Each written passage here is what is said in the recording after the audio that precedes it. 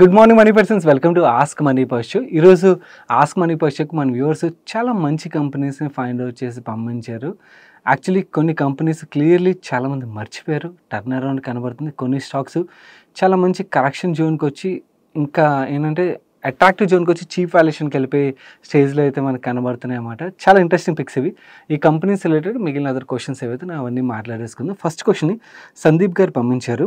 ఈ టైంలో CDSL స్టాక్ని by చేయొచ్చా? This is his question. Okay, ఈ క్వశ్చన్ రిలేటెడ్ కొంచెం టైం తీసుకుంటాను. ఎందుకు టైం తీసుకుంటాను అంటే నథింగ్ ఇన్వెస్టర్స్ కూడా డబ్బులు సంపాదించగలిగే కంపెనీస్ అని చెప్పి మార్కెట్లో అంటారు కదా, అలాంటి కంపెనీస్లోని ఇవి కూడా ఒకటి. కాకపోతే ఓన్లీ థింగ్ ఏంటంటే మనకి ఆ సైకిల్ రైట్ టైంలో ప్లే చేయడం రావాలి. సో దాన్ని మీకు క్లియర్లీ ఎక్స్ప్లెయిన్ చేయగలిగినట్టయితే మీరు బై చేయగలుగుతారు, రైట్ టైంలో మీ డెసిషన్ తీసుకుంటారు. అండ్ ఇన్ఫ్యాక్ట్ యాక్చువల్లీ మీకు మాత్రమే కాదు, మీ నెక్స్ట్ జనరేషన్ కూడా మంచి వెల్త్ క్రియేట్ చేయగలిగే ఇలాంటి కంపెనీస్ ఇవి. ఇవేంటంటే మనకి రేర్గా మనకి కొన్ని సైకిల్స్లోని మంచి వాల్యుయేషన్లో ఇలాంటి కంపెనీస్ దొరుకుతాయి అన్నమాట.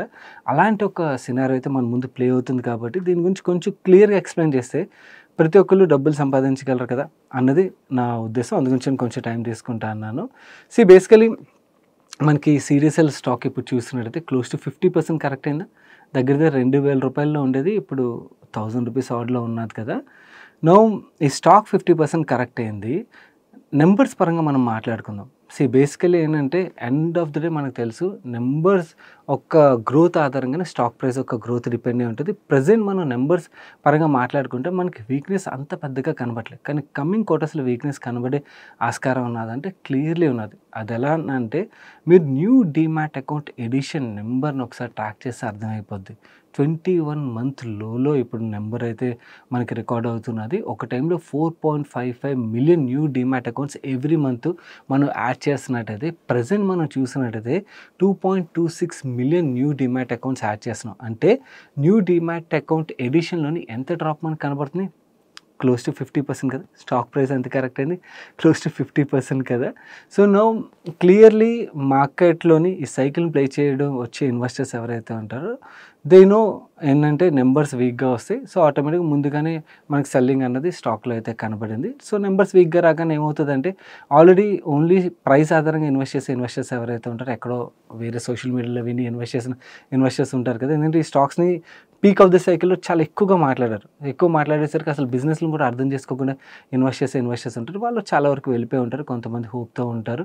వాళ్ళు కూడా ఎప్పుడైతే నెంబర్స్ వీక్గా వచ్చి మనకి ఆ డేలోని సడన్ షాక్స్ కనబడతాయి, ఆ టైంలో భయపడి ఇంకా మంచి వాల్యుయేషన్కి తీసుకొచ్చే ఆస్కారం ఉంటుంది. డెఫినెట్లీ వాళ్ళు మంచి వాల్యుయేషన్ తీసుకొచ్చారనుకోండి, this is good buying opportunity. ఎందుకు నేను గుడ్ బయింగ్ ఆపర్చునిటీ ఇలాంటి స్టాక్స్ అంటానంటే ఇవి బేసికలీ మన లైఫ్లోనే మాత్రం కాదు, మన నెక్స్ట్ జనరేషన్స్ కూడా మంచి వెల్త్ క్రియేట్ చేయగలిగే ఇలాంటి బిజినెస్లు. ఎందుకంటే మన ఇండియాలో ఫండమెంటల్ థింగ్ అర్థం చేసుకుందాం. మన ఇండియాలోని టీనా ఎఫెక్ట్ ఈ బిజినెస్లకు ఉంటుంది బిగ్గెస్ట్ అడ్వాంటేజ్ అంటాను. ఆ టీనా ఎఫెక్ట్ అంటే ఏంటంటే ఓవరాల్గా మన ఇన్కమ్ ఆధారంగా పిరమిడ్ వేసామనుకోండి, కింద బేస్ పిరమిడ్ ఎవరు ఉంటారు? మనకి ₹1,00,000 లోపల సంపాదించే వాళ్ళు ఎక్కువ మంది ఉంటారు కదా.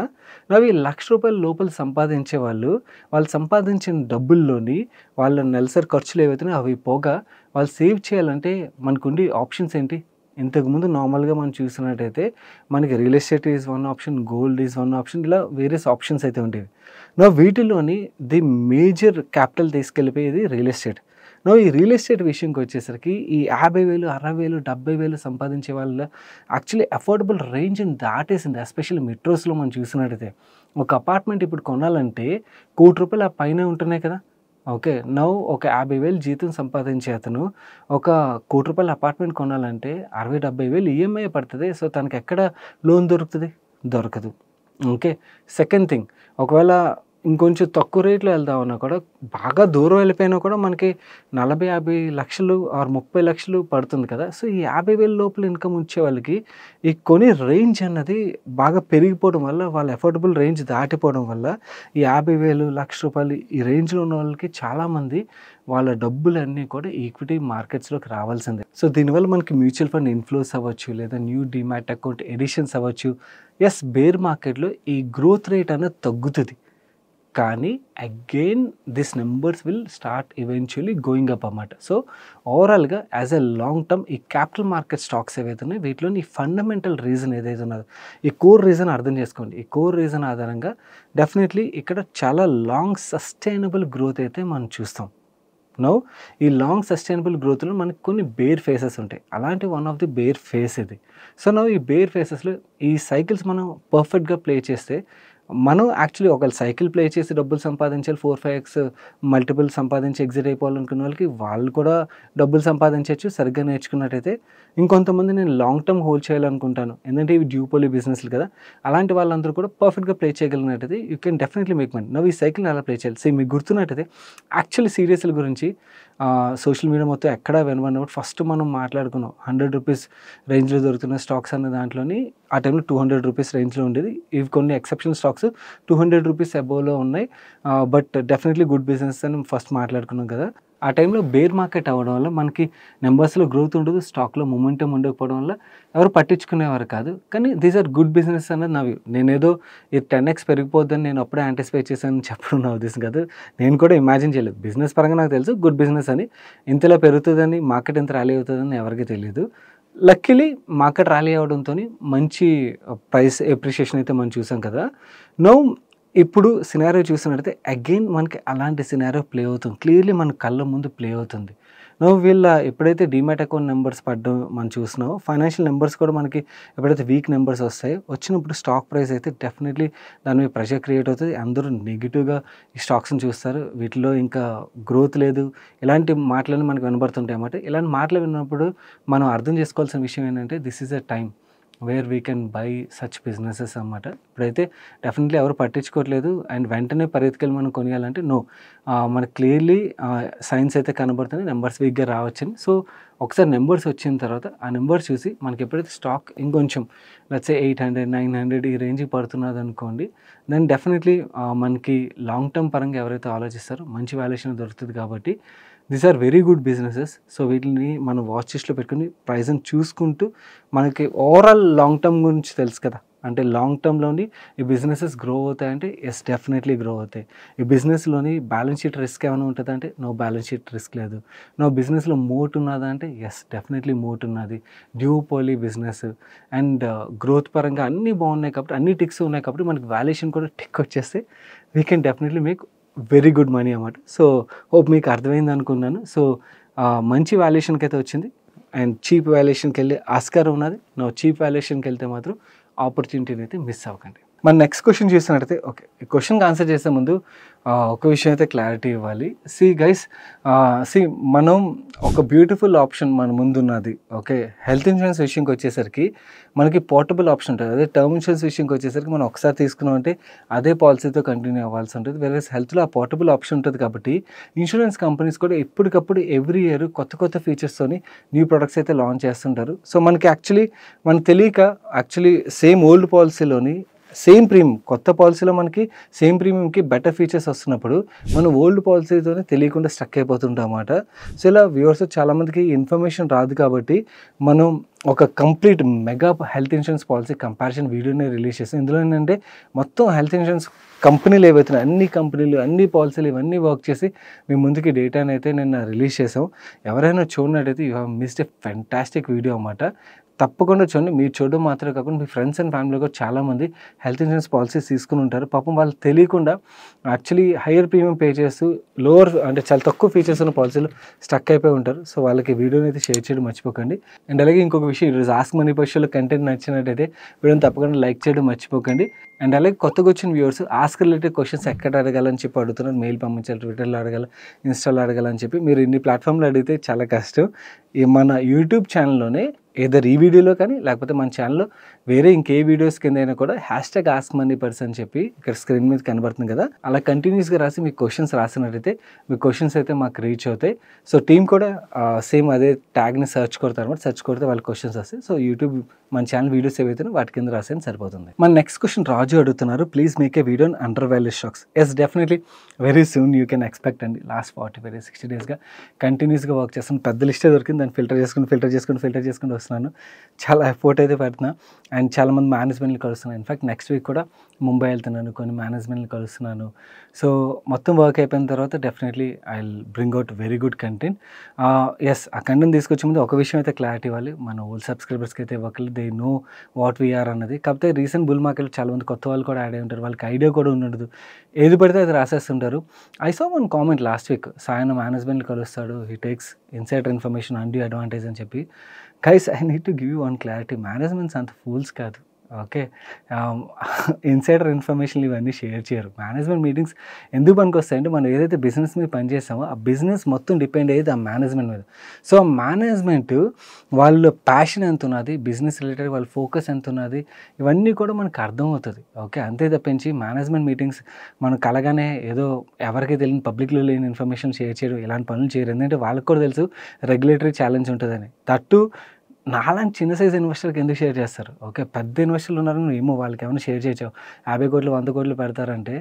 బట్ చిన్న ఇన్వెస్టర్లకి అలాంటి సినిమా ఉండదు. ఓన్లీ థింగ్ ఏంటంటే మనం అక్కడికి వెళ్తే కాన్ఫిడెన్స్ బిల్డ్ అవుతుంది. అండ్ ప్లాంట్ విజిట్లు ఎందుకు చేస్తాను, ఎందుకంటే బికాజ్ మేనేజ్మెంట్ ఏదైతే చెప్తున్నారో నిజంగా మన ప్లాంట్కి వెళ్ళినప్పుడు అక్కడ యాక్టివిటీ మనకు కనబడుతుంది. కనబడిన దాన్ని బట్టి అర్థమవుతుంది. జెన్ ప్లాంట్ విజిట్ చేసినప్పుడు నాకు క్లియర్లీ యాక్టివిటీ అయితే కనబడింది. Though I have made money. Generally చాలామంది అనుకుంటారు I would have made lot of money అని చెప్పి. నేను యాక్చువల్లీ కొన్ని రూల్స్ పెట్టుకుంటాను పర్సనల్లీ. సో ఆ రూల్స్ వల్ల I could not able to make money. Zen plant విజిట్కిను జెన్ వీడియో లైవ్ అవడానికి నాకు పెద్ద గ్యాప్ లేదు. అండ్ దాని తర్వాత ఎప్పుడైతే వీడియో లైవ్ అయింది, దాని తర్వాత మేనేజ్మెంట్ కామెంటరీ కూడా వేరియస్ న్యూస్ ఛానల్లో రావడం, ఇవన్నీతో స్టాక్ కంటిన్యూస్గా పెరిగిపోయింది. అండ్ నేను ఎప్పుడైతే ఆ ప్రైస్ చూసానో యాజ్ ఏ హ్యూమన్ ఆబ్వియస్లీ మనం ఆ ప్రైస్ చూసిన తర్వాత పెరిగిపోయింది కదా, వెయిట్ చేద్దాం అనుకుంటాం కదా. Never could able to touch that stock. But clearly నాకు ప్లాంట్ విజిట్ చేయగానే నాకు క్లియర్లీ అర్థమైంది. ఎస్, ఎందుకంటే నాకు యాంటీ డ్రోన్ సిస్టమ్స్ అక్కడ కనబడ్డాయి, ఇవన్నీ ఏవైతే కనబడ్డాయి అండ్ వాటి యొక్క ప్రైజ్లు ఇవన్నీ అర్థమైన తర్వాత ఎస్ ఓకే, వీళ్ళు చేస్తున్న నెంబర్ కన్నా కూడా చాలా మంచి నెంబర్ చేయగలరని అయితే అర్థమైంది. సో ఇలా మనకు ఒక కాన్ఫిడెన్స్ బిల్డ్ అవుతుంది. End of the day stock investing is all about confidence game. Okay, మనకి స్టాక్ ప్రైస్ ఏదైతే ఉన్నదో అది పైకి కిందకి పెరుగుతుంది పడుతుంది అండ్ మన ఎమోషన్స్ మీద ప్లే చేస్తుంటుంది. సో మనకి ఆ కాన్ఫిడెన్స్ ఉన్నప్పుడే మనం ఆ స్టాక్లను అయితే హోల్డ్ చేయగలం అన్నమాట. ఇది అంతా కూడా ఇలా మన ఓల్డ్ సబ్స్క్రైబర్స్ నేను చెప్పగలను. కొంతమంది కొత్త వాళ్ళు ఉంటారు చూడండి, వాళ్ళకి చెప్తున్నాను. And in fact once for all చెప్పేస్తున్నాను. ఇంకా ఎవరికైనా కూడా డౌట్ ఉన్నట్టయితే again I have to tell you, ఏమైనా తేడా పనులు చేస్తే okay, we have undergone SEBI audit guys. Okay, ఎన్ని సోషల్ మీడియా ఛానల్స్ అసలు సెబీ ఆడిట్ని ఫేస్ చేయగలవు? I set lot of rules for my self. In fact actual share చేయొద్దు అన్నట్టయితే నేను హ్యాపీగా షేర్ చేయడం మానేస్తాను. ఎందుకంటే నాకేమైనా వస్తుందా అంటే I don't get anything. Okay, personally నేను నా గురించి ఎలాగా పనిచేస్తాను, పనిచేయడం ఆపేస్తాను అంటే నేను పనిచేయడం ఆపాను. ఓకే, కాకపోతే నా ఓల్డ్ సబ్స్క్రైబర్స్ ఎవరైతే ఉంటారో వాళ్ళకి తెలుసు. And in fact this is a time నేను వాళ్ళకి రైట్ వేలో గైడ్ చేయడం, రైట్ వేలో ఇన్ఫర్మేషన్ షేర్ చేయడం, ఇవన్నీ నేను అలాగే నా గురించి పనిచేసేది నేను వాళ్ళకి షేర్ చేస్తాను. సో ఇలాంటి ఎవరైతే నాయిస్ క్రియేట్ చేసే వాళ్ళు ఉంటారో మీకు ఒకవేళ ఓకే ఇంకా స్టిల్ ఏమైనా డౌట్స్ ఉన్నట్టయితే మీరు ఇగ్నోర్ కొట్టేయచ్చు. ఓకే, నేను ఎవరిని ఫోర్స్ చేయను కదా, ఇన్ఫర్మేషన్ షేర్ చేస్తాను, నచ్చిన వాళ్ళు తీసుకోండి, లేదంటే వదిలేయండి. అండ్ ఇన్ఫ్యాక్ట్ యాక్చువల్లీ ఇంత ఎఫర్ట్ ఏ సోషల్ మీడియా ఛానల్ పెడుతుంది చెప్పండి? ఎవ్వరు చేయరు. ఓకే, అందరూ సిస్టమ్ మీద పనిచేసి అక్కడ ఇక్కడ దొరికేది మాట్లాడతారు, కానీ ఇంత ఎఫర్ట్ పెట్టేది ఎక్కడా ఉండదు. ఓకే, చాలా రీసెర్చ్ కంపెనీలు ఇంత ఎఫర్ట్ పెడతాయి, దానికి వాళ్ళు అంతే ఈక్వల్ అని ఛార్జ్ చేస్తారు. సంవత్సరానికి 1,00,000 2 లక్షలు ఛార్జ్ చేస్తారు. నేను అవేం లేదే, నాకు నచ్చింది, నాకు ఏదైతే అనిపించింది, నేను ఏదైతే చేస్తానో అదే నేను మీకు ఇన్ఫర్మేషన్ షేర్ చేస్తాను. సెకండ్ చెప్తున్నాను, ఓకే, ఇలాంటి డౌట్స్ ఉన్న వాళ్ళకి వన్స్ ఫర్ ఆల్ క్లియర్ చేసేస్తున్నాను. ఒకవేళ ఇంకా స్టిల్ ఏమన్నట్టయితే you can ignore it. But నా ఓల్డ్ సబ్స్క్రైబర్స్ రిలేటెడ్గా ఈ bear markets are very good opportunities. In fact last 7-8 మంత్స్గా 9 మంత్స్గా నేను ఓన్లీ థీమాటిక్ తప్పించి ఇంకా డీప్గా కవర్ చేయలేదు. ఎందుకంటే బికాజ్ ఆ టైంలో మార్కెట్స్ నాకు అంత కంఫర్ట్ జోన్ అయితే ఇవ్వట్లేదు. ఎక్కడైతే నాకు కంఫర్ట్ అనిపించిందో అలాంటి థీమ్స్ మాత్రమే మనం ఇన్ఫర్మేషన్ షేర్ చేసుకుంటూ వచ్చాం.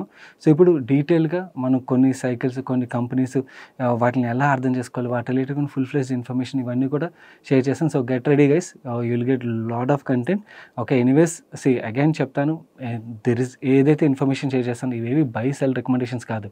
Okay, it is in fact buy sell recommendations work అవ్వని ఛానల్ పెట్టిన దగ్గర నుంచి చెప్తున్నాను. నేను ఓన్లీ ఇన్ఫర్మేషన్ షేర్ చేస్తాను, ఎందుకంటే నా కన్విక్షన్ ఏదైతే ఉన్నదో అది మీ కన్విక్షన్ కాదు. ఓకే, సో మీ కన్విక్షన్ బిల్డ్ అవ్వాలంటే ఏదైతే ఇన్ఫర్మేషన్ షేర్ చేస్తానో దాని మీద మీరు వర్క్ చేస్తేనే మీరు దాని మీద రియల్గా మీ కాన్ఫిడెన్స్ బిల్డ్ అవుతుంది.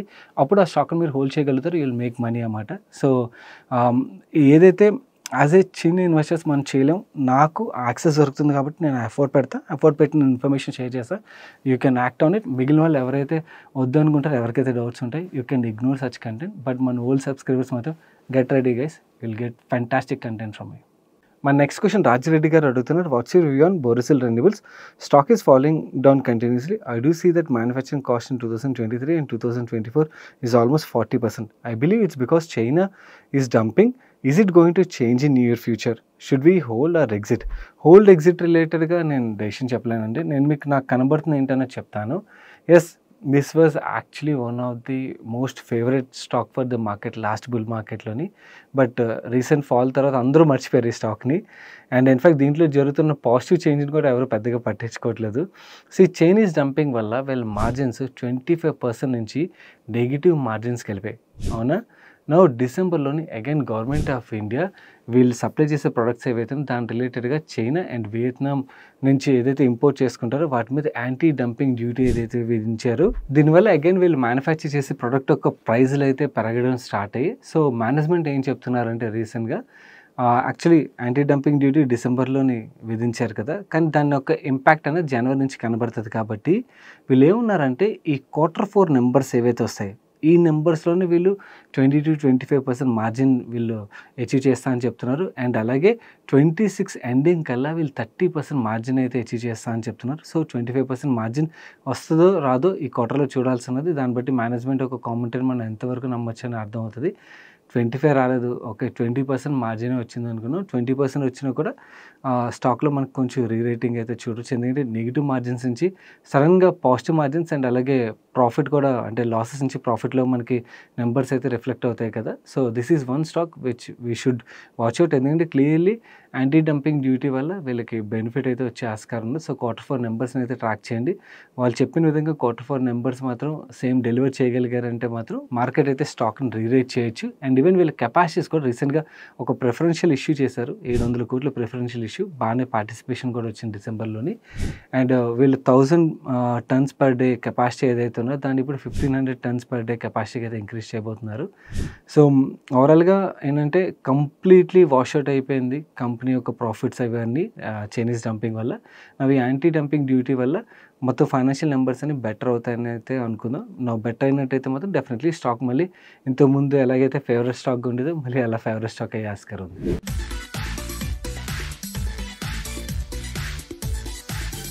ఈరోజు సండే ఫండే సజెషన్ విషయంకి వచ్చేసరికి మోనా 2 రిలీజ్ అయింది హాట్‌స్టార్‌లోని. యాక్చువల్ మీకు కిడ్స్ ఉన్నట్టయితే it's fantastic movie to watch with kids. Okay, even పెద్దవాళ్ళు కూడా, అంటే ఎవరైతే యానిమేటెడ్ మూవీస్ ఇష్టపడతారో గుడ్ మూవీ డెఫినెట్లీ. నేను థియేటర్లో చూశాను, సో ఎలాగా ఓటీటీలో వచ్చింది కాబట్టి this is one option. And ఇంకొక ఆప్షన్ కూడా చెప్తాను, ఒకవేళ అంటే యానిమేటెడ్ మూవీస్ వద్దు అనుకున్న వాళ్ళకి there is one movie which I saw. అంటే మూవీ పరంగా బీభత్సమైన మూవీ అని చెప్పుకోలేం, బట్ రియాలిటీ అయితే చూపిస్తుంది. సో ఒక మనిషి డబ్బులు సంపాదించకపోతే ఆ మనిషికి ఉండే వాల్యూ ఏంటి, సొసైటీలో అవ్వచ్చు, ఫ్యామిలీలో అవ్వచ్చు, ఇవన్నీ రియలిస్టిక్గా మూవీలో అయితే చూపించేశారు. కుటుంబస్థాన్ అని చెప్పి G5లో స్ట్రీమ్ అవుతుంది. తమిళ్ మూవీ ఇది. యాక్చువల్ తమిళ్ మూవీ తెలుగులో డబ్ చేసి వాళ్ళు రిలీజ్ చేశారన్నమాట. తమిళ్లోనే అది బాగానే హిట్ అయింది.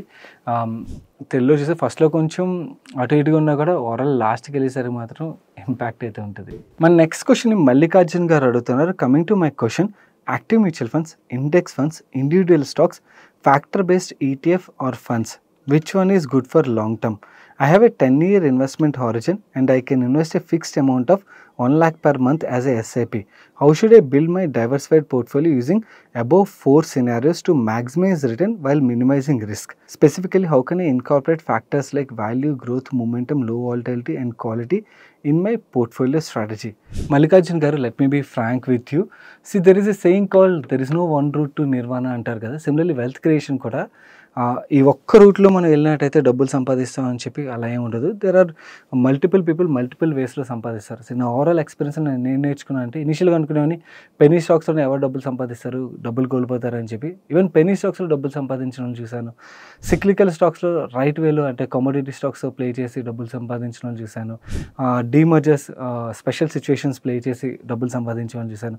సో ఎవరి స్టైల్ వాళ్ళది ఉంటుంది అన్నమాట. ఎవరి కోర్ కాంపిటెన్స్ ఏదైతే ఉన్నదో దాన్ని పర్ఫెక్ట్గా ప్లే చేసి వాళ్ళు డబ్బులు సంపాదిస్తుంటారు. సో ఫస్ట్ థింగ్ ఏంటంటే మన కోర్ కాంపిటెన్స్ ఏంటి, మన రిస్క్ ఎప్పుడైతే ఏంటి, దానికి ఏది సెట్ అవుతుంది అన్నది మనం చూసుకోవాలి. సో నేను ఇంకా సోషల్ మీడియాలో చాలా ఆర్గ్యుమెంట్లు చూస్తాను. ఇండెక్స్ ఫండ్సే బెస్ట్, యాక్టివ్ ఫండ్స్ బెస్ట్, లేకపోతే అవి బెస్ట్ ఇవి బెస్ట్ అని చెప్పి. దెర్ ఇస్ నథింగ్ కాల్ ఇది బెస్ట్ అది బెస్ట్ కాదని చెప్పి లేదండి. ఎక్కడ మనకి రిటర్న్ బాగా వస్తుంది, మనకి ఏది పర్ఫెక్ట్ సెట్ అవుతుందో that is the best thing. Okay, ఇదే బెస్ట్ అని చెప్పి మనం ఆర్గ్యూ చేయాల్సిన అవసరం లేదు, దీని వెనకాల పరిగెత్తాల్సిన అవసరం లేదు. సో పర్సనల్ చూసినట్టయితే at this moment active manage funds బాగా పర్ఫామ్ చేస్తున్నాయి. సో స్మాల్ క్యాప్ కేటగిరీ లాంటివి మనం చూస్ చేసుకున్నాం, ఆర్ థీమాటిక్ ఫండ్స్ మనం చూస్ చేసుకున్నాం అనుకోండి, యాక్టివ్ ఫండ్స్ త్రూ వెళ్ళడం బెటర్. ఎందుకంటే active funds are doing good there. Okay, అదే లార్జ్ క్యాప్ విషయంకి వచ్చేసరికి అక్కడ క్లియర్లీ మనం ఇండెక్స్ ఫండ్ రూటే తీసుకోవాలి. ఎందుకంటే ఇండెక్స్ ఫండ్సే clearly majority of the large cap ఫండ్స్ని అయితే బీట్ చేస్తున్నాయి. నాకు coming to factor based funds విషయంకి వచ్చేసరికి ఓవరాల్గా అన్ని ఫ్యాక్టర్ బేస్డ్ ఫండ్స్లోకి నో నథింగ్ ఇన్వెస్టర్స్ బేసికలీ వాళ్ళు ఏదైనా ఒక్క ఫ్యాక్టర్ని చూస్ చేసుకోవాలంటే లో వాలటిలిటీ ఫ్యాక్టర్ ఏదైతే ఉందో దాని బేస్డ్ ఫండ్స్ ఏవైతున్నా అవి యాక్చువల్లీ ఓవరాల్గా రిస్క్ అడ్జస్టెడ్ రిటర్న్ పరంగా నాకైతే బెటర్గా అనిపించింది డేటా చదివినప్పుడు. So that is one category. Every investor వాళ్ళు చూడగలిగిన కేటగిరీ అంటే నాకు ఓవరాల్గా అన్నిట్లో నాకు అదైతే అనిపించింది. నాకు కమింగ్ టు స్టాక్స్ విషయంకి వచ్చేసరికి it all depends on your expertise అండి. సో మీకు స్టాక్స్ రిలేటెడ్ ఎంత నాలెడ్జ్ ఉన్నది అండ్ ఏ థింగ్స్ మీరు స్ట్రాంగ్ ఉన్నారు, ఇవన్నిటి మీద డిపెండ్ అయి ఉంటుంది. So there is no one rule. Again క్లియర్గా చెప్తున్నాను, మీ రిస్క్ అపెటైట్ ఏదైతే ఉన్నదో ఆ రిస్క్ అపెటైట్ ఆధారంగా దానికి ఏది పర్ఫెక్ట్ ఫిట్ అవుతుందో దాని రూట్లో మీరు వెళ్తే మీ అండర్స్టాండింగ్ బట్టి that's the best thing rather than ఏది బెటర్ అని. మీరు సోషల్ మీడియాలో 100 మందిని అడిగిన వాళ్ళు ఏదో చెప్పేస్తారు, ఇది బెస్ట్ అది బెస్ట్ కాదు, ఏదో డేటా తీసుకొస్తారు. బట్ ఎక్స్పీరియన్స్ చెప్తున్నాను, దెర్ ఈజ్ నథింగ్ కాల్డ్ ఇదే బెస్ట్ ఇది కాదు అన్నది. సో ఎవరికి ఏది సెట్ అయితే అదే బెస్ట్ అవుతుంది. Okay, at this moment okay మీరు రాసిన అన్ని రూట్స్ ద్వారా డబ్బులు సంపాదించవచ్చు. సో మీ రిస్క్ ఎప్పుడైతే ఏంటనేది ఒకసారి రిస్క్ క్వశ్చనర్ అని ఉంటుంది, మీరు ఆన్లైన్లో ఒకసారి సెర్చ్ చేయండి. ఆ రిస్క్ క్వశ్చనర్ ఆన్సర్ చేస్తే మీ రిస్క్ ఎప్పుడైతే ఏంటనే సైంటిఫిక్ వేలో అది చెప్తుంది. చాలామంది ఏంటంటే కోవిడ్ తర్వాత స్కామ్ 1992 వెబ్ సిరీస్ రిలీజ్ అయిన తర్వాత ప్రతి ఒక్కళ్ళు ఆ రింగ్ డౌన్ పెట్టుకుని నేను హై రిస్క్ హై రిటర్న్ ఇన్వెస్టర్లు నుంచి మార్కెట్లో వచ్చిన వాళ్ళు ఉన్నారు. అలాంటి హై రిస్క్ హై రిటర్న్ ఇన్వెస్టర్లు నేను 10 సంవత్సరాలు ఉంటాయి 20 సంవత్సరాలు ఉంటాయని ఫాలో వెళ్ళిపోయిన వాళ్ళు కూడా చాలామందిని చూశాను. సో మనం అనుకోవడం కాదు, సైంటిఫికలీ డేటా ఏం చెప్తుంది అండ్ డేటాని వినడంలో తప్పలేదు, డేటా వినడం కరెక్ట్. సో మీ రిస్క్ క్వశ్చనర్ ఫినిష్ చేయండి, ఫినిష్ చేస్తే అదే మీకు డేటా త్రో చేస్తే దాన్ని బట్టి మీరు ప్లాన్ చేసుకోవడం బెటర్, లేదా ఒక మంచి ఫైనాన్షియల్ అడ్వైజర్ని కలండి, they will guide you properly. మన నెక్స్ట్ క్వశ్చన్ ఈ సత్య గారు అడుగుతున్నారు. Hi Sagar, kindly share your view on Tata Technologies. I have invested 80% of my money in this company గురించి పక్కన పెడదామండి. ఇలాంటి తప్పులు ఎందుకు చేస్తారు? First 80% of the money 50% of the money ఇలాంటి పనులు చేయొద్దు. ఓకే, మనకి కంపెనీ పరంగా బిజినెస్ పరంగా మేనేజ్మెంట్ పరంగా ఎంత కాన్ఫిడెన్స్ ఉన్నా కూడా I tell you one thing. ఇంతమంది మేనేజ్మెంట్ కలిసిన తర్వాత చెప్తున్నాను, ఆ బిజినెస్ని రన్ చేసే మేనేజ్మెంట్కే తెలీదు రిస్క్ ప్లే అయ్యేటప్పుడు ఇలాంటి రిస్క్ నా బిజినెస్లో ప్లే అవ్వచ్చు అని చెప్పి. మనం ఎవరమి ఒక వేరే వాళ్ళు రన్ చేసే బిజినెస్లోని మన కష్టార్జితంలోని అంత డబ్బులు పెట్టడం. Diversification is the only Mantra. Okay, అలా నేను 1%, 2% ఆఫ్ ద పోర్ట్ఫోలియో స్టాకులు నింపేసి జూ చేయమని చెప్పట్లేదు. Okay, but 10%, 15% okay, but 80% of the portfolio one స్టాక్లోని ఎలా పెడతారండి? ఓకే, ఫస్ట్ అది కరెక్ట్ చేయండి, అది తప్పు. మిగిలిన వ్యూవర్స్లో కూడా ఎవరైనా తప్పు చేస్తున్నట్టయితే డోంట్ డూ దిస్ గైస్. మీ కష్టార్జితం, ఓకే, కష్టపడి సంపాదించిన డబ్బులు మనకి రిస్క్ ఎటు నుంచైనా ప్లే అవ్వచ్చు కదా. ఈ కంపెనీ తీసుకుందాం, okay, very good company, promoters పరంగా గుడ్, బ్యాలెన్స్ షీట్ పరంగా గుడ్, వాళ్ళ దగ్గర మంచి టెక్నాలజీ ఉన్నది, మంచి క్లయింట్స్ ఉన్నారు. కానీ రిస్క్ ఎక్కడి నుంచి ప్లే అవుతుంది? చైనా నుంచి ప్లే అవుతుంది. లాస్ట్ 1 year నుంచి మనం ఇయర్ అండ్ కంపెనీస్ రిలేటెడ్ మాట్లాడుకున్నాం. చైనా ఏదైతే ఈవీ రిలేటెడ్గా టెక్నాలజీతో గ్లోబలీ డిస్టర్బ్ చేస్తున్నారు, దానివల్ల ఓవరాల్గా మనకి ఆటో కంపెనీస్ ఏవైతే అవన్నీ ఇంపాక్ట్ అవుతున్నాయి. సో ఓవరాల్గా auto companies, global auto companies impact అయినట్టయితే వీళ్ళ క్లయింట్స్ ఎవరు? వాళ్ళే కదా. సో ఆటోమేటిక్గా వీళ్ళ మీద కూడా ఇంపాక్ట్ ఉంటుంది కదా. టాటా టెక్నాలజీసే కాదు, మిగిలిన ఈఆర్ఎండి కంపెనీస్ అన్నిళ్ళ మీద కూడా ఇంపాక్ట్ ఉంటుంది. ఎస్, దీస్ ఆర్ సైకిల్స్ మళ్ళీ చేంజ్ అవుతాయి. కానీ మనం ఏ కంపెనీలైనా కూడా 80% ఆఫ్ ద పోర్ట్ఫోలియో పెట్టడం అన్నది కరెక్ట్ కానే కాదు. ఫస్ట్ మీరు ఇది కరెక్ట్ చేయండి. కంపెనీ పరంగా it's good company, but do this correction first. మన నెక్స్ట్ క్వశ్చన్ ఈ సుమన్ గారు అడుగుతున్నారు. Hi sir, I'm planning to take loan against gold ornaments which comes around 150 grams and I'm not going to use these ornaments for next 5 years. I want to invest that amount in debt mutual funds. The loan interest rate can come to 7% and there is a possibility to get double digit return in debt mutual funds. Is it a good idea? I'm not sure of post taxes in debt mutual funds and hence I'm not getting clarity. The reason I chose debt mutual funds is they are safe compared to equity funds and at any time I can withdraw this amount and clear my gold loan safely. Please clarify, is there any better alternative also? Please suggest.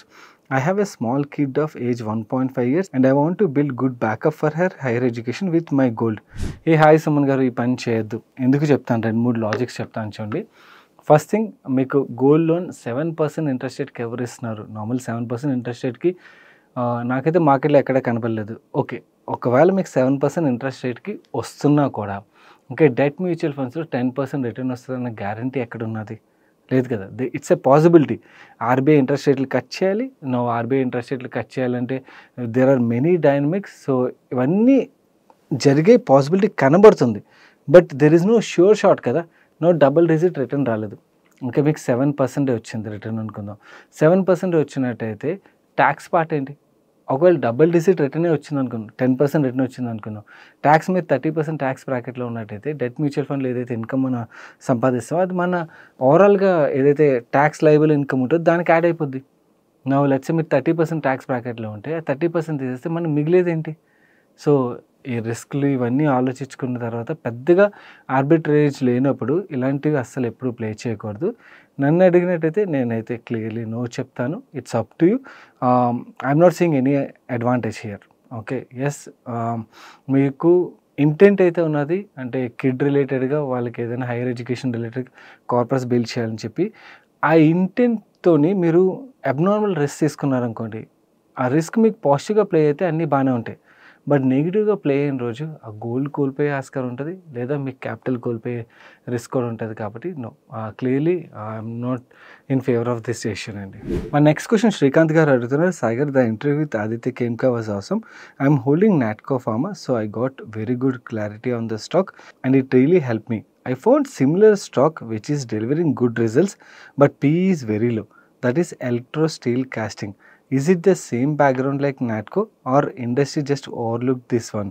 Please share your thoughts. And happy to hear that Natco related helpful అయిందని. In fact చాలామంది viewers కూడా రాశారు. ఎందుకంటే valuations only చూసి చాలామంది చీప్గా దొరుకుతుంది pharma stock అనుకున్నారు, బట్ రియల్ మ్యాటర్ అది. దాని తర్వాత ఎప్పుడైతే నెంబర్స్ వచ్చాయో స్టాక్ పడిపోయేసరికి అసలు విషయం అయితే అర్థమైంది. ఎలక్ట్రో స్టీల్ కాస్టింగ్ విషయంకి వచ్చేసరికి ఇది కొంచెం different story altogether. Electrosteel casting వాళ్ళు డిఏ పైప్స్ సప్లై చేస్తారు కదా, మనకి ఈ డిఏ పైప్స్ రిలేటెడ్గా వీళ్ళ క్లయింట్ ఎవరు? Government, right? గవర్నమెంట్ ఒక స్కీమ్స్ ఏవైతున్నాయో అక్కడ నుంచి వీళ్ళకి మెజారిటీ ఆఫ్ ద రెవెన్యూ అయితే వస్తుంది. లాస్ట్ 1 yearలో మనం చూసినట్టయితే గవర్నమెంట్ ఆఫ్ ఇండియా ఏదైతే స్పెండ్ చేయాలో, ప్లాంట్ క్యాపెక్స్ ఏదైతే ఉన్నదో ఆ ప్లాంట్ క్యాపెక్స్ ప్రకారం వాళ్ళు స్పెండ్ చేయలేదు.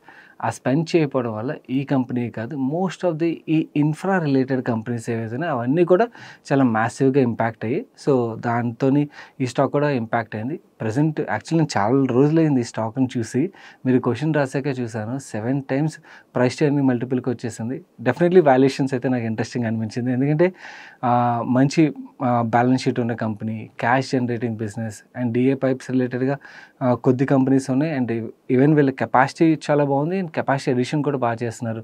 వీళ్ళు యాక్చువల్లీ శ్రీకాళహస్తి పైప్స్ ఏదైతే ఉన్నదో దాన్ని ఎక్వైర్ చేసిన తర్వాత ఇన్ఫ్యాక్ట్ చాలా స్ట్రాంగ్ కంపెనీ అయిపోయింది. ప్రజెంట్ నేను రీసెంట్గా సిస్టమాటిక్స్ వాళ్ళది ప్లాంట్ విజిట్ రిపోర్ట్ ఏదైతే ఉన్నదో అది చదివాను. వీళ్ళది 8 lakh మెట్రిక్ టన్ కెపాసిటీ ఏదైతే ఉన్నదో అది ఈ మార్చ్ కల్లా 9 lakh మెట్రిక్ టన్కి రీచ్ అవుతుందని మేనేజ్మెంట్ చెప్తున్నారు. And next financial year ending కల్లా 1 million మెట్రిక్ టన్కి అయితే వీళ్ళ కెపాసిటీ యాడ్ ఉన్నది. గవర్నమెంట్ స్పెండింగ్ మళ్ళీ స్టార్ట్ అయ్యింది అనుకోండి, దెన్ డెఫినెట్లీ ఈ స్టాక్స్ అన్నిటికీ అది పాజిటివ్గా మనం చూడొచ్చు. అండ్ వాటర్ రిలేటెడ్గా డెఫినెట్లీ గవర్నమెంట్ స్పెండ్ చేయాల్సిందే. స్పెండ్ చేసినప్పుడు ఆటోమేటిక్గా ఈ కంపెనీస్ అన్నీ కూడా బెనిఫిట్ అవుతాయి. లాస్ట్ 1 yearలో ఎలక్షన్స్ ఇవన్నీ ఉండడంతో, వేరే స్టేట్ ఎలక్షన్స్ ఇవన్నిటితో గవర్నమెంట్ యాక్చువల్లీ ప్లాన్ క్యాపెక్స్ ఉన్నదో ఆ ప్లాన్ క్యాపెక్స్ చేయకపోవడంలో వచ్చిన ప్రాబ్లం ఇది. సో ఇదే కాదు, మీరు మిగిలినవి హోమ్ ఇన్ఫ్రా అవ్వచ్చు, చాలా వాటర్ రిలేటెడ్ ఇన్ఫ్రా కంపెనీస్ ఏవైతే అవన్నిటి స్టాక్ ప్రైస్లో మీరు ఇలాంటి ఇంపాక్ట్ చూస్తారన్నమాట. ఆటోమేటిక్ గవర్నమెంట్ స్పెండింగ్ రాగానే ఇవన్నిటిలో మనం పాజిటివ్ మూమెంటం అయితే చూడొచ్చు. డెఫినెట్లీ వాల్యుయేషన్స్ అయితే మాత్రం ఇంట్రెస్టింగ్ రేంజ్కి వచ్చి. సో ఎవరికైనా ఈ థీమ్ మీద ఇంట్రెస్ట్ ఉండి స్టడీ చేయాలనుకున్నట్టయితే మిగిలిన వ్యూవర్స్ కూడా స్టడీ చేయడానికి ప్రయత్నించండి. 7 PE మల్టిపుల్లోని ఎంత క్లీన్ బ్యాలెన్స్ షీట్తో ఉన్న కంపెనీ దొరుకుతుందంటే స్టడీ చేయడంలో అస్సలు తప్పలేదు. మన నెక్స్ట్ క్వశ్చన్ రెవెన్స్ అండ్ హ్యాండిల్ నుంచి వచ్చింది. అన్న, is it okay to invest in multiple mutual funds more than 20 which include sectoral mutual funds, index funds, mixed, balanced, ELSS etcetera? No, not at all అండి. ఇలాంటి తప్పులు చేయొద్దు. ఒక ఫండ్లోనే మనకి ఎన్ని స్టాక్స్ ఉంటాయి? 30-40 స్టాక్స్ ఉంటాయి. 20 ఫండ్స్ అంటే దాన్ని మల్టిప్లై చేసి చూడండి, మీకు వెల్త్ క్రియేషన్ ఎక్కడ జరుగుతుంది. అండ్ ఇన్ఫ్యాక్ట్ దాని రిలేటెడ్గా మనం ప్రాపర్గా ట్రాకింగ్ కూడా సరిగ్గా చేయలేమన్నమాట. 4 to 5 ఫండ్స్ ఈజ్ ఎనఫ్. ఒకవేళ మీరు ఏమైనా థీమ్స్ ప్లే చేస్తున్నారు, సెక్టర్స్ ప్లే చేస్తున్నారు అనుకోండి, ఒక 2 ఫండ్స్ ఎక్స్ట్రా వెళ్ళారు అనుకోండి, that is okay. But no, not more than that. 20 ఫండ్లు పెడితే మీకు ఎప్పటికీ వెల్త్ క్రియేషన్ జరగదు. So don't do this mistake. And చాలామంది ప్రతి కేటగిరీలోనూ ఒక్కొక్క ఫండ్ ఉంటే బెస్ట్ కదా, ఏ కేటగిరీ పెరిగితే ఆ కేటగిరీలో నేను డబ్బులు సంపాదిస్తాను అని చెప్పి, that is not right strategy. Right strategy ఏంటంటే మనకి ఏదైతే రిస్క్ ఎపటైట్ ఉన్నదో దాన్ని బట్టి మనకి ఏ కేటగిరీలు సెట్ అవుతాయో, మన రిటర్న్ టార్గెట్ ఏంటి, మన గోల్స్ ఏమున్నాయి, దాని ఆధారం పర్ఫెక్ట్ కేటగిరీని సెలెక్ట్ చేసుకుని దాంట్లో ఆ కేటగిరీలో ఒక ఫండ్ సెలెక్ట్ చేసుకుని, ఇంకొంతమంది ఇన్వెస్టర్లు ఏం చేస్తారంటే ఆ ఒక్క ఫండ్ బదులు 2-3 ఫండ్లు ఒక్కొక్క కేటగిరీలో ఇలా యాడ్ చేసుకుని వెళ్ళడం చూస్తాను. ఇలాంటి మిస్టేక్స్ చేయొద్దు. 5 to 6 funds is not more than that. మన నెక్స్ట్ క్వశ్చన్ ప్రేమ్ కుమార్ గారు అడుగుతున్నారు. హాయ్ సార్, నా డౌట్ ఏంటంటే కొన్ని స్టాక్స్ సెల్ చేసినప్పుడు షార్ట్ టర్మ్లో ప్రాఫిట్ వచ్చింది, కొన్ని స్టాక్స్ సెల్ చేసినప్పుడు లాస్ వచ్చింది. ట్యాక్స్ అనేది ప్రాఫిట్ వచ్చిన స్టాక్స్కి కట్టాలా లేదా లాస్ వచ్చిన వాటిని కూడా కలిపి బ్యాలెన్స్ అయిపోతుందా? నా క్వశ్చన్ మీకు అర్థమైందని అనుకున్నాను. అర్థమైందండి క్లియర్లీ. నో, యాక్చువల్లీ మీ ఓవరాల్గా సంవత్సరం మొత్తంలో ఎన్నైతే ట్రేడ్లు చేస్తారో, ఒక్కొక్క స్టాక్తో సంబంధం లేదు, సంవత్సరం మొత్తంగా మీ ప్యాన్లో ఎన్నైతే ట్రేడ్లు చేస్తారో మొత్తం ఆ సెల్లింగ్ ఉంటుందండి. వాటిలో కొన్నిట్లో ప్రాఫిట్, కొన్నిట్లో లాస్, ఇవన్నీ కలిపి మీకు డిమాట్ అకౌంట్లో ట్యాక్స్ స్టేట్మెంట్ వస్తుంది. ఆ ట్యాక్స్ స్టేట్మెంట్ డౌన్లోడ్ చేసుకోండి. అండ్ ఆ ట్యాక్స్ స్టేట్మెంట్తో పాటు మీ మ్యూచువల్ ఫండ్స్ రిలేటెడ్గా కూడా మీరు ఏమైనా సెల్ చేసినట్టయితే ఆ స్టేట్మెంట్స్ కూడా, ఆ ట్యాక్స్ రిలేటెడ్ స్టేట్మెంట్ డౌన్లోడ్ చేసుకుని ఓవరాల్గా మీకు ఏదైతే ప్రాఫిట్ ఉంటుందో ఆ ప్రాఫిట్ మీరు ట్యాక్స్ కట్టాలి తప్పించి ఇండివిజువల్ స్టాక్స్ పరంగా కాదు. సో కన్సాలిడేటెడ్ బేసిస్లోనే ట్యాక్స్ క్యాలిక్యులేషన్ అనేది వర్క్ అవుతుంది. So that's it for today's ask money per show guys. నేను వీడియో ఇక్కడ వెనకాలలో ఉంటుంది, తప్పకుండా చూడండి. ఈరోజు ask money per show content నచ్చి ఇప్పటివరకు వీడియోని లైక్ చేయనట్టయితే వీడియోని లైక్ చేస్తే మీ ఫ్రెండ్స్ అండ్ ఫ్యామిలీకి కూడా హెల్ప్ఫుల్ అవుతుందంటే వాళ్ళకి తప్పకుండా షేర్ చేయడం అయితే మర్చిపోకండి. నేను సాయి కృష్ణ పత్రి మరొక మంచి వీడియోతో మీ ముందుకు వస్తాను. Till then bye bye, take care.